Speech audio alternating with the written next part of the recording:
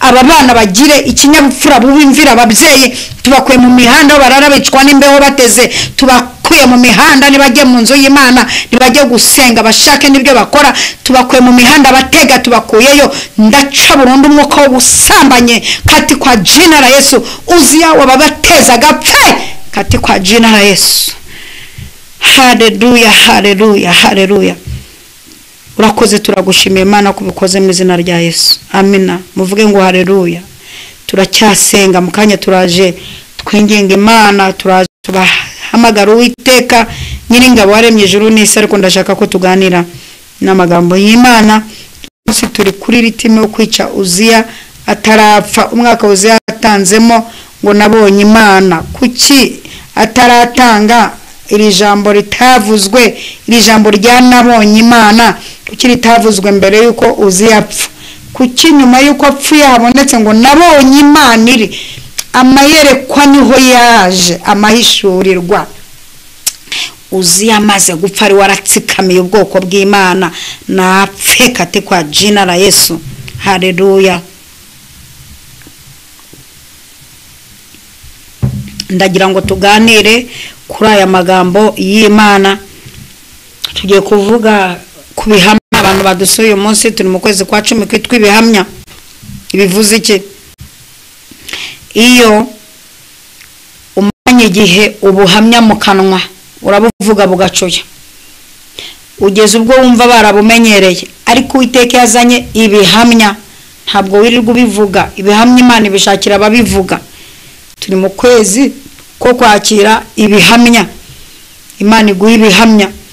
Tugiye rero kureba ibihamya hamwe na Paulo mugabo wabaye intwari wabanje nawe kwigira akasa mutwe akajya azengereza ubwoko bw'Imana yarahindutse imirimbire girirwa yica ubwoko bw'Imana burenganya rimwe Uwiteka aramureba aravuga ati ibyo wigira nzabikumaramo. Sawuli we yitwaga Sawuli arangije Uwiteka amufatira mu muhanda ujya Damasiko amukubita umutego rimwe kwa rimwe ava hasi yubamye atungurwa n'umucyo agwa hasi yubamye ajye kumva yumva ijwi rimuhamagara ngo Sawuli undenganyiriza iki Sawuli undenganyiriza iki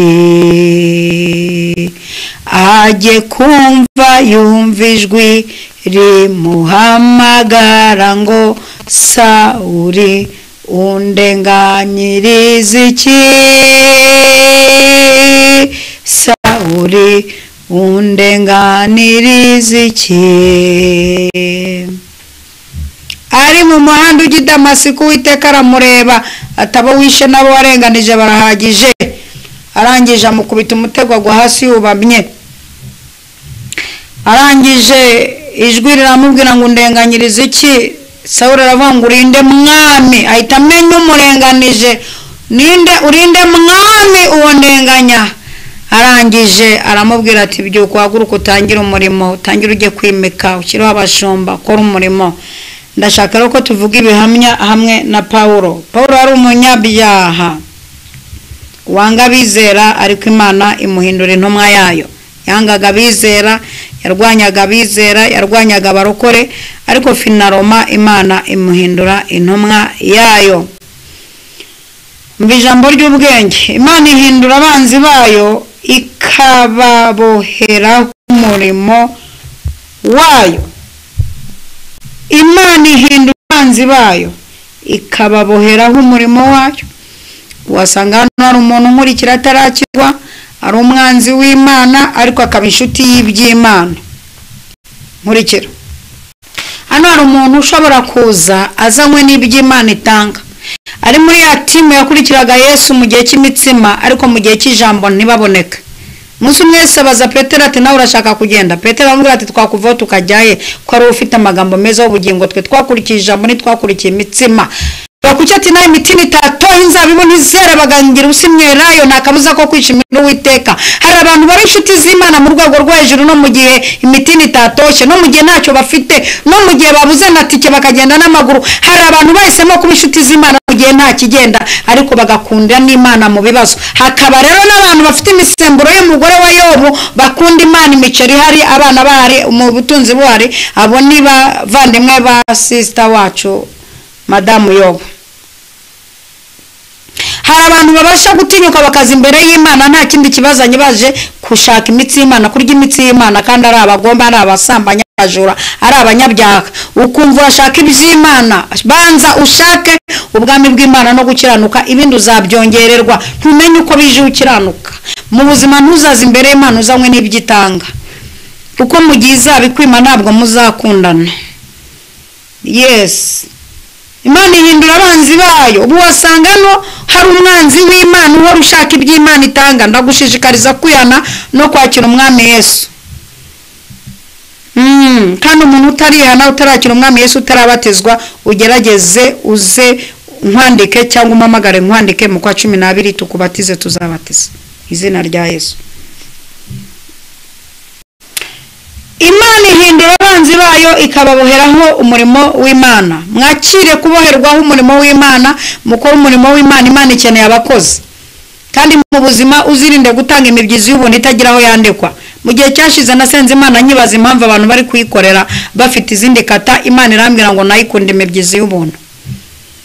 hari abantu mufite imibyizi y'ubuntu idafite aho yandikwa, mutazagira naho muhembesha imbere y'Imana, muza mu mibyizi y'ubuntu gusa ari gutamporeza. dore ibihamya byo kwihangana kwa Pawulo. yarakubiswe, yarafunzwe, yajyanywe muri gereza, ariko ntigeze acogora. ariko uzi ko kudacogora nabyo ari ibihamya. baturiya muntu arihangana we. nabise n'abantu mujya mumva bavuga basha uriya muntu arihangana, arije sinashobora uriya mugabo arihangana, arije uriya mugore nabona aramwirukanye. hari abantu bafite ibihamya byo kwihangana, ariko abantu muri mu ntambara nk'Uwiteka bakore mu ntambara, kuko ayirwihanganira bimugerageza, ariko namara kwemerwa azahabwa. nimwemerwe vuba musohoke mu bigeragezo sha. ntabwo ari mwebwe mwanemeye kubwirwa nabi nabo mwashakanye, kandi abantu bafite umwuka wo kuvuga nabi, ubwira uwo mwashakanye nabi kubera wowe umubwira nabi. cyane izo kamere zawe niyo mishiha. bwira Yesu arandura izo ngeso, yica izo ngeso burundu. mugira imvugo nziza, imvugo yatuma umuntu arama, imvugo yatuma umuntu atarwara pressure, itakwangiza amarangamutima y'umuntu. imvugo n'ibivuga mu rwandiko rwa 2 Paul handikiye Timoteyo igice cya 4 umurongo wa 7, aho yavuze ngo narwanye intambara nziza yo kwizera. narwanye intambara nziza yo kwizera, ibisigaye mbikiwe ikamba ry'ubugingo. narwanye intambara nziza. hari abantu ariko mutajya muhangana n'intambara, mutazi kurwana intambara. kuba intambara ihari ni kimwe, ese uyirwana? uretse wibwira ko uzahava aho hantu nutarwana ntuzahava. ndugu yangu, birasaba imirwano kugira ngo uhave, kugira ngo uve muri aka gace, muri no karitiye Satani yagukizemo. nuko habirwano 385 iravuga ngo murwanyi we, cyo mbwira nawe urugamba ruzashira, ariko guma mu ntambara. sinzi impamvu abantu muhunga intambara, ahubwo wiyikwepa, kuko urekwepa imbere urasanga noneho yabyaye. birasaba kurwana. Haleluya. narwanye intambara nziza yo kwizera, ibisigaye mbeke kwamba ry'ubugingo iry'Imana ateguriye abayikunda n'abizera. heko mwarwanye. kuki ushaka ko uva mu kibazo nta ruhare ubigizemo? kuki ushaka ko abantu bagusengera utisengeye? kuki ushaka ko abantu bagutabara utitabaye? rwana. hari undi muremure yaririmbye ngo urwani intambara nziza, Kristo n'imbaraga zawe, fata ubugingo aguhaye, ngo buguheshe ibyishimo. urwana intambara nziza. narwanye intambara nziza yo kwizera. Reka kurwana intambara y'amaganya, intambara y'amatiku urayishoboye, intambara yo guhangana urayishoboye, ariko kwizera yarakunaniye kugira ngo ugere ku cyo Kristo yagufatiye. Umva ijambo ry'ubwenge. Intwari nyayo sitangira neza ahubwo nirangiza neza idacogoye. Iri jambo muri komera amashyi. Iri jambo nushaka uri posting kuri stati yawe. Intwari nyayo sitangira neza ahubwo nirangiza neza idacogoye. Watangiye neza ariko usoje nabi. Wowe utangiye gutya bakwitege ikindi gihe. Nimba upfa kuba utangiye ntacyo ujegera, ariko isoza ryawe gerageza uryubake neza udacogoye. Intwari nyayo sitangira neza ahubwo nirangiza neza. Kuko ushaka ko bakuvuga ubutwari bwawe utarasoza, utaragera ku musozo. Ushaka ko bakubyita utaragera ku musozo. Intwari ni yapfuye ubundi tugasigara tuvuga ibigwi byayo. Ariko se utangiye ute? Kubanze ejo bundi tukujya kugushyingura dufite umusaraba, tuzagenda tuvuga ngo wabusize nk'uruki musozi. Intwari nyayo sitangira neza ahubwo nirangiza neza idacogoye. Iri jambo rirakomeye. Aleluya, aleluya, aleluya. Nsoza ndavuze ngo iyo utanze ubuzima bwawe ku butumwa uba wubatse urukuta rw'iteka. Iyo utanze ubuzima bwawe ku butumwa uba wubatse urukuta rw'iteka. Ariko ndasubira kuri iri jambo rivuga ngo intwari nyayo sitangira neza ahubwo nirangiza neza. Ese ugeze hehe? Mugenzi ugeze he? Mugenzi ugeze he? Urwana mugenzi ugeze he? Wandika amateka y'ubutware. Mugenzi ugeze he? Ese uzaba intwari koko wirirwa ukura ibyinya abagabo? Ubu butwari buzandikwa. Ubuse uzaba intwari ute mu by'umwuka? N'umunsi umwe wo kwiriza ubusa warakunaniye, uzaba intwari ute? No kuzuka ujya muri nibature byaranze, uzaba intwari ute? No kwicura mu gicuku ngo wingiringa Imana. Intwari, ubutwari bwawe buzamera bute? Kw'intwari ataritangira neza ahubwo intwari ari isoza neza. Tugiye gusenga. Munyabwenge wateraniye hano avuga ngo amen. Wantwari we, intwari y'umwami niyita ku by'isi, niko umuririmbyi yavuze. Kandi hano turi ku ijambo ry'ubwenge rivuga ngo intwari sitangira neza ahubwo intwari nirangiza neza idacogoye. Paka kemera ugakoboka ukarwana, kemera byaba na ngombwa ukirirwa utariye, ariko kugira ngo urwanire ubutwari buraharanirwa. Ubutwari ni bwiza nabwo ubutwari buraharanirwa. Paulo yabaye intwari kugeza ubwo umunsi umwe inkuge yamenetse bari mu nyanja, arangije aravuga ati nimwumve ko Uwiteka avuze, turarokoka twese turakira. Inkuge yamenetse yabihanuye, bose ngo barambuka mu buryo bugoye bagera hakurya. Bageze hakurya bahura n'umugabo nawe utoroshye, abantu bafite iyerekwa ritwica, ngo bazana inkwi bazitereka hejuru y'umwobo ujya uvamo inshira y'inkazi yari izwi muri karitiye. Ngo bakubitamo umuriro, inshira izamutse ntiyaruma abandi bantu, iruma intwari. Intwari ihora irwanwa. Buriya nubona uhora mu kigeragezo havaho ikindi, uhora mu mirwano ni ikimenyetso cy'uko uzaba intwari. Intwari irarwanwa, irarwanwa. Inshira imuruma ku gikonjo, ariko baramwitegera, bitegera intwari, ariko baboneka igihamya. Baravuga ati nadakinduka arabizimba. Iriya nshira turayizi, inshira iramuruma, nayo irangije ikora ubugome bwo kumushyiramo ubumara, ntiyarekura igikonjo ngo igende, iguma kurereta.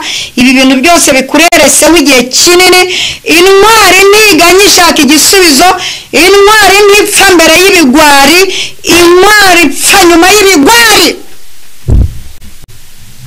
intwari yisasira ibigwari ariko ntabwo intwari yisasirwa n'ibigwari ngo arangije ngo yumva ubutwari bw'Uwiteka buri muri we yumva buramanutse ngo azunguza ukuboko ariko azunguza avuga ati tumaze gukira tumenya ko ikirwa tuvayo cyitwa Merita bene igihugu baducanira umuriro ariko twebwe twageze dushingiye ku by'Imana yakoze mu nyanja inkugi imenetse tukarokoka ndumva nubwo ubumara bwamaze kungera mu mubiri ariko intwari ntiyicwa n'ubumara ahubwo intwari yica ubumara ndasiga amateka hano intwari zigenda zisiga amateka aho zigeze intwari igenda yandika amateka tepiko saya intwari yigeze yasiga amateka yagera mu cyari kasiga amateka intwari yagera mu mujyi kasiga amateka intwari yagera imbere y'icyayi kasiga amateka intwari Paulo yandika amateka akomeye cyane intwari ntabwo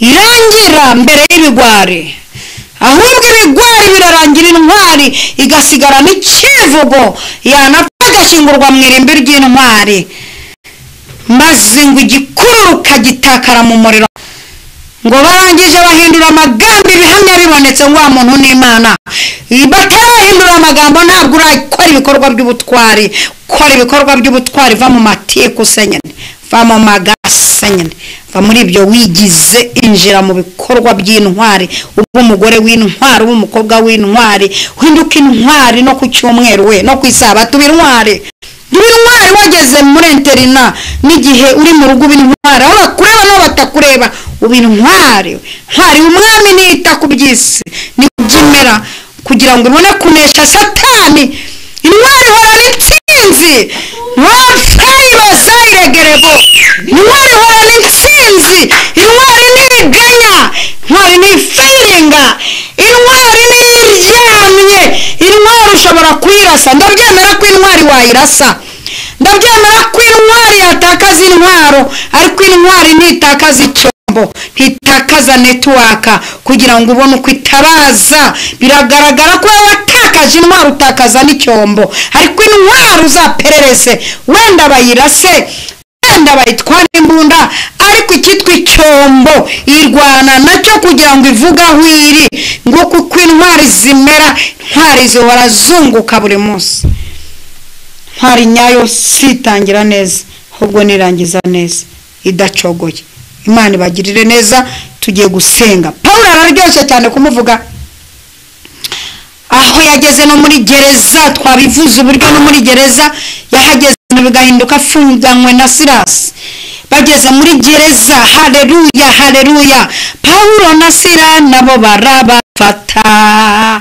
barabafunga kubera ubutumwa bwiza bageze muri gereza bati nitwa kwiyumanganya erega ibiturimo ntibitwemerera guceceka batangiza ivugabutumwa ryo mu ndirimbo baratamba barataraka ijuru rirakinga ikuzimu barabimenya isi nayo iratigita gereza birakingutse hari impamvu dutamba hari ibyo tuba twibutse hari aho twavuye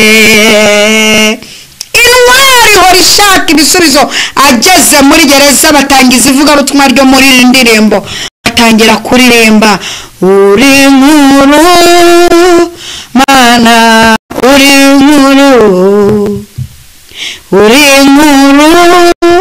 Mana uri nkuru imirimo y'amaboko yawe irahebuje uri nkuru Mana uri nkuru batangira kuririmba iminyururu iradohoka intwari ntabwo iheranwa n'ikibazo ahubwo iminyururu itinya intwari intare zitinya intwari umuriro utinya intwari tiko sayire payire zegerebo ngo gereza zitangira gufunguka badakozeho maze ngo intwari ntabwo igikora forode imiryango ikingutse baricara bararambya bati twe ntabwo dusohoka hano cyenyeye abacungagereza bakangutse batika tubayeho abantu bacitse bagiye kwiyura kwiyica Pawulo arababwira ati mwe kwigirira nabi twese turahari. Intwari ntabwo zigenda zomboka.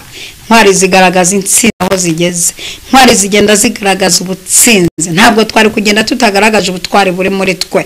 Gerageza ubintu intwari nyayo sitangira neza ahubwo nirangiza neza idacogoye. Ndagira ngo ngusengere kwa jina la Yesu. Haleluya.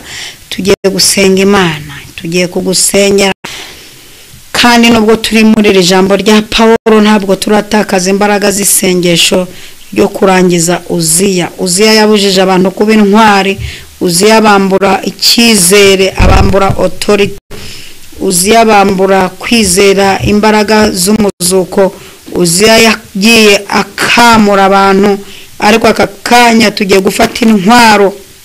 Intwari irangana n'intwaro, nta ntwari itakaza intwaro. Aho intwari riryamye bifite intwaro, aho intwari igenda bifite intwaro, aho intwari no kwa muganga intwari bifite intwaro.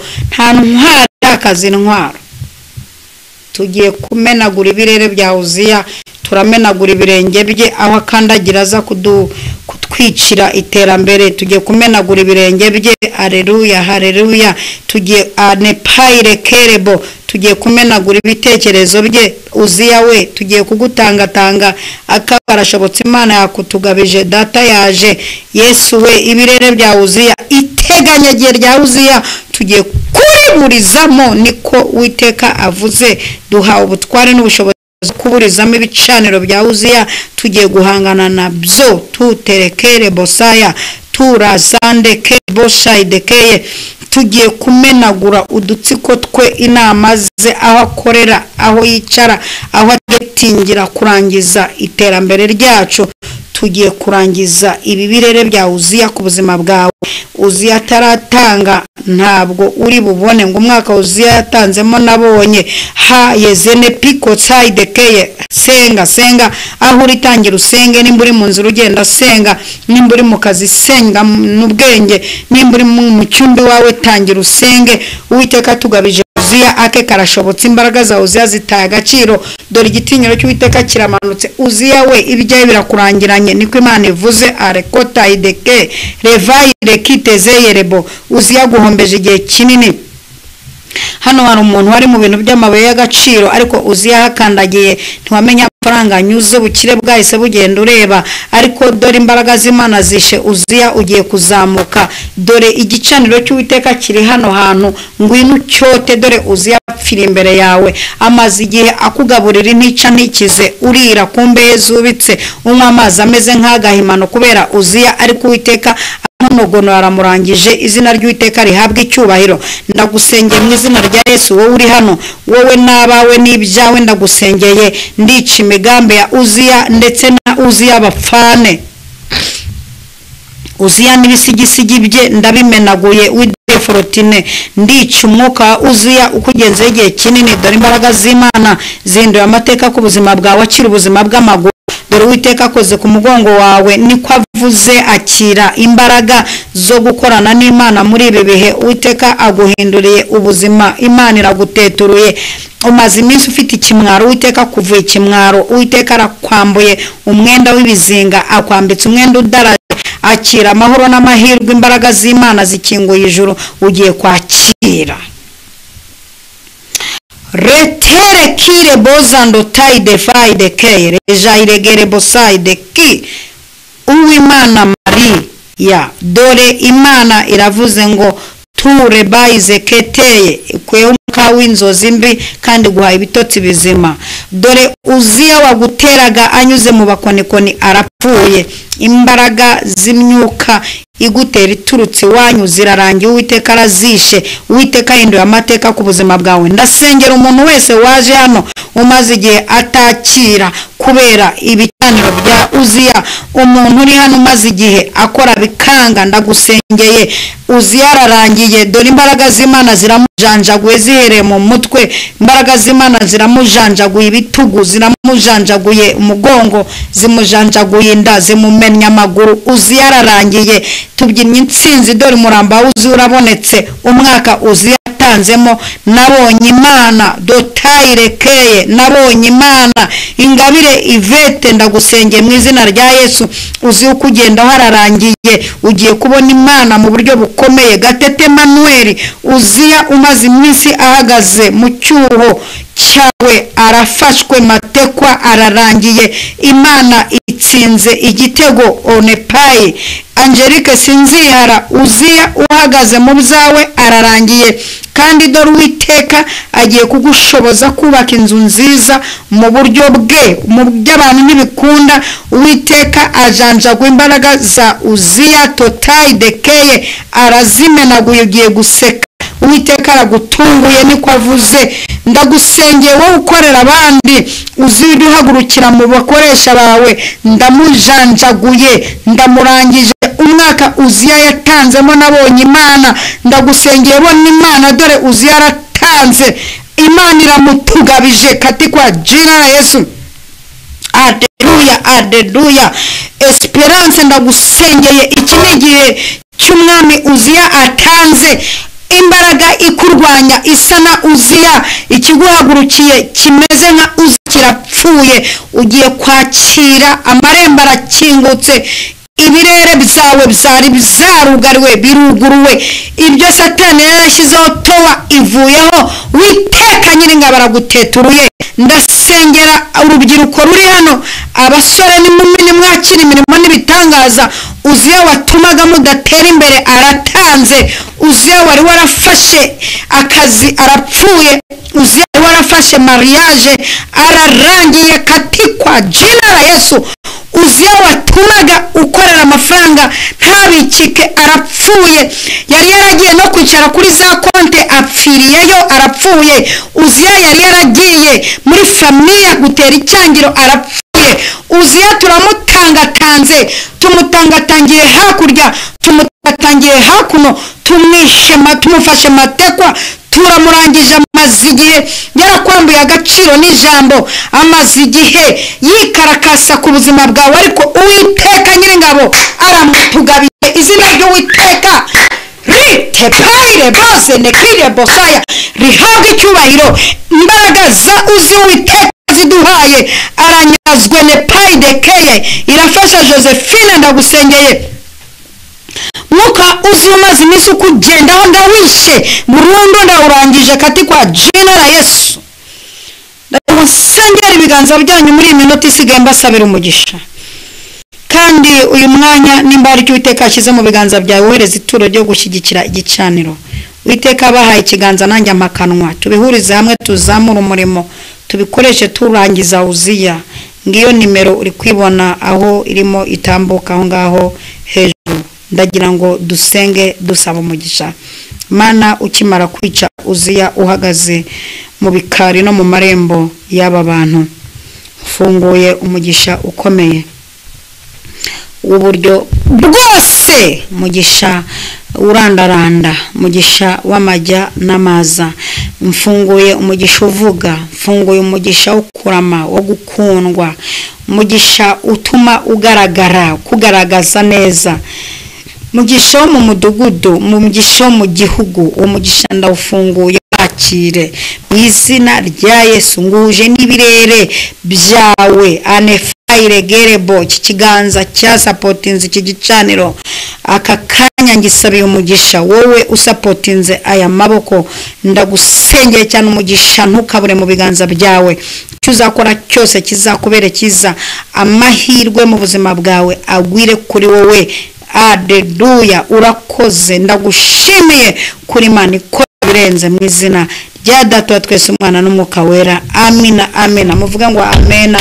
Muhimana amashimeje cyane kubyimenye intsinzi kuvuga Uziya utanze tukabona Imana. Aleluya. Turabashimiye cyane abantu mwese twafatanije kuri iki gicaniro mu buryo bwo gusenga, mwakoresheje megabyte n'umwanya. Imana ibaho umugisha. Turabahararikira kuza kuri Zoom, niho tugiye gukomereza. Dutanga link, utwandikiye kuri WhatsApp kuva saa 3 n'umunota umwe kugera saa 3 n'iminota 10 tuba turangije gutanga link. hanyuma iyo saa 3 n'igice zigeze turafunga, nta muntu winjira yakererewe. Kandi nimbuzi ko udashoboye gukoresha zo mutarabimenya, uzabanza ubyige mbere yo kuyinsaba, ubanza ubyige nubimenya tuzaguha link. Ikindi nimbuzi kutari bugaragare duterana tugaragara, utagaragara wigumira hari security yanyu, nta kibazo na kimwe gihari, duterana tugaragara kuko twagiye tubakura inshuti, abantu baramenyana batari bazi ko baturanye, uba abantu baba inshuti. Imana ibaho umugisha, na hejo tuzakomeza ubuntu bw'umwami wacu Yesu Kristo, urukundo rw'Imana, kufuka n'umwuka wera bibane natwe twese ibihe bidashira. Amen.